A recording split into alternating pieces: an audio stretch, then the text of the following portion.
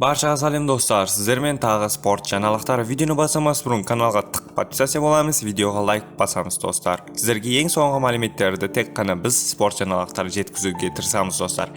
Жанибек Алимханұлы 14 нокауты бар британиялық айқасқа шығады.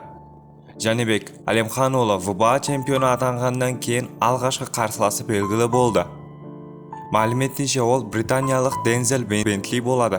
Жеңілмеген қазақстандық боксшы мен англиялық Дензел Бентли есебін кешеніне басты айқаста 12 раундтық жекпе-жекті өткізу туралы келісімге келгені белгілі болды. Лас-Вегастағы бұл бокс кеші 12 қарашада өтеді. Бентли 160 фунт ВБА тұжырмыншы чемпиондыққа үміткерлер арасында 14-ші орында тұр. Бірақ Алимханұлы міндетті қорғау өткізбесе де болады, деп жазады басылым. Алимханұлының промоутері Канелоның түбіне жететін зиянды әдетті айтты. Америкалық белгілі промоутер Боб Арум суперорта салмақта абсолют чемпион Саул Канело Альварестен кейінгі айқастардан неге нашарлап жүргенін айтты.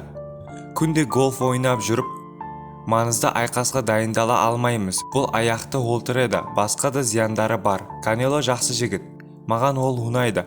Алайда оны гольф құртады. Бұл оның өнер көрсетуіне әсер етеді. Көпшілік менімен келіспей, ол салмақ дәрежесін жеңіл ауыстырып жүр деу мүмкін. Шындығында олай емес. Оған жаттығу лагерінен кейін гольф ойнауды доғару керек, дейді Арум. Сіздермен спорт жаңалықтары болды. Видеоға лайк басып, каналға подписация болуды ұмытпаңыздар.